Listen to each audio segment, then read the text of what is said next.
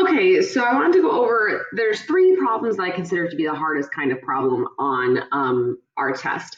So I wanted to kind of give a chance to go over it here, and then you'll be able to try it on your own on the review quizzes with all of the other problems, but these three really are the harder ones. The first one is overtime. So for each of these, I'm gonna give you a chance to try it because you should have learned this already, but it might be confusing. I'll give you a chance to try it, and then I am gonna go through it.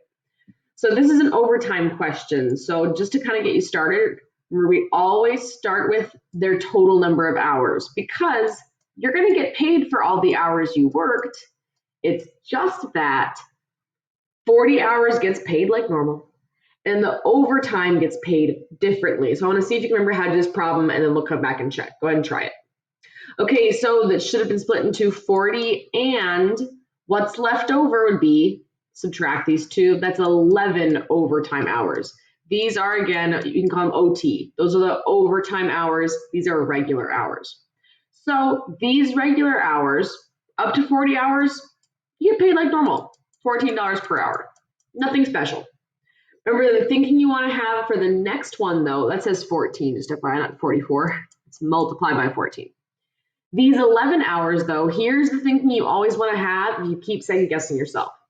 You want to think to yourself, well, if they were regular hours, they would just get $14 per hour.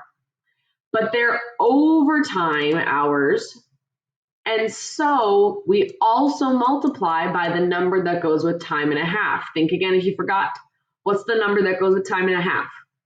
1.5. Again, that's time is the 1, and a half is the 0.5. So these overtime hours get multiplied by 1.5. So again, this is how it always works out. The 40 hours get paid like normal. So this is 560. The overtime hours would get paid like normal if they were normal hours, but they are special. They're those extra hours that by law, the federal government requires that you be paid extra for them because they don't want you taken advantage of. They say you're making them work too many hours, you need to pay them more. So we're going to add these two together. We get 791. So hopefully that's starting to click because this 1.5 appears every single time we have overtime, but it's only for those overtime hours. So again, you'll have another chance to try that on the quizzes review. Okay, this one, you want to do this sometimes, again, especially as we have more formulas. We'll see it more in our next unit, but it goes blah, blah, blah, blah, blah, blah, pension. There's a formula on your formula sheet for pension. I want to see if you remember how to do it. Go ahead and try it. Well, here's our formula. It's at the very bottom of the formula sheet. Retirement pension is what it says.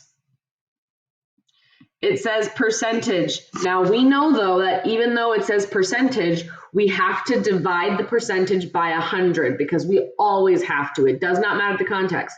You see a percentage right here, boom, you need to divide it by 100 and then we can use it in the question.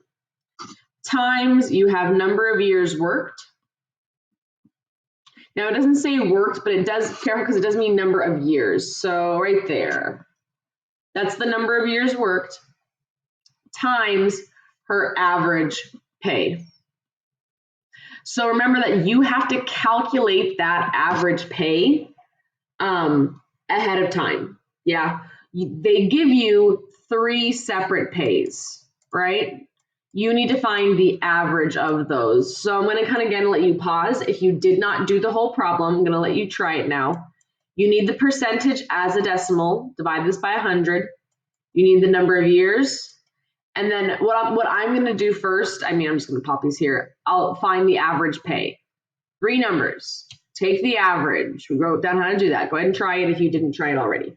Click continue if you're good to go. Okay, so my percentage is 2.6, but it's a percentage. We have to divide by 100. It does not matter the context, guys. Literally, every single time. Do not second guess yourself. Divide it by 100. Times. The number of years, again, she worked for 30 years. Times. Let's go ahead and do the average pay. So we need to add these 3 numbers together. So I'm going to go ahead and do that, and you can try it too. 43,700 plus 44,200 plus 45,000. Okay, so I added them together. That's the first step in doing an average. And then what should we be dividing by? This is the second step in doing an average because of how many numbers we added together. We should divide by 3. If we added 3 numbers, we divide by 3. So the average pay ends up being 44,300. If you did not get that, try it again. Add these 3 numbers, hit enter, and then divide by 3 because there is 3 numbers. Keep in mind that if there was 4 numbers, we would add them and divide by 4. But let's go ahead and chug this all out. Times 30 times 300. You should have gotten 34,554. So really this problem is not that hard. A lot of people just don't remember this is on the formula sheet. Yeah, pension is on the formula sheet. Yes, they tell you in this huge long paragraph how to calculate the pension, but it makes it much more straightforward looking at this formula than trying to pick apart this whole paragraph. So don't forget, pension is on your formula sheet. Okay, the last one is the healthcare question. So this one was the hard one because there's a percentage here, but we're doing something different with it than we usually do.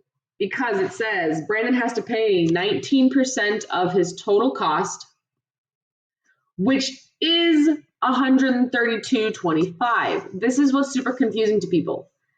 If he has to pay 19% of the cost and he is paying $132.25, then we have this sentence. For Pete's sake, 19% of the cost is $132.25.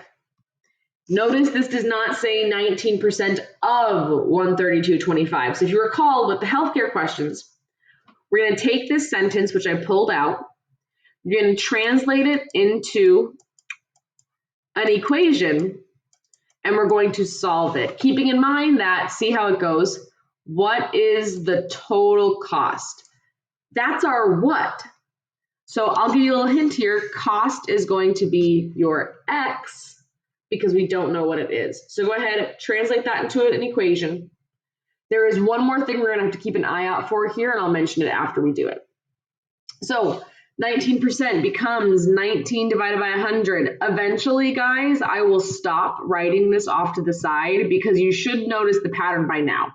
The decimal just gets bumped twice. But still, every time divided by 100, just to make sure we're doing good. 19 means, of means to multiply, is equals, we got 132.25. So here's where we are at. 0.19 times x equals 132.25. 0.19 times, we need to get rid of this 0.19 to get this x by itself, so you should divide by 0.19. So if you can remember with healthcare, this is the only question on this entire test where if you see a percentage, you're dividing with it. Try and remember that healthcare is weird, that healthcare is complicated, and so the problem for healthcare is weird and complicated. It is the only one where you take your number and divide with the percentage. That will happen every time. Now, there's one more thing you want to keep an eye out for. Notice it says this is from his monthly paycheck, and we want to know the total cost for the year. So notice these do not match. If this said month and month, then good. We didn't have to do anything extra.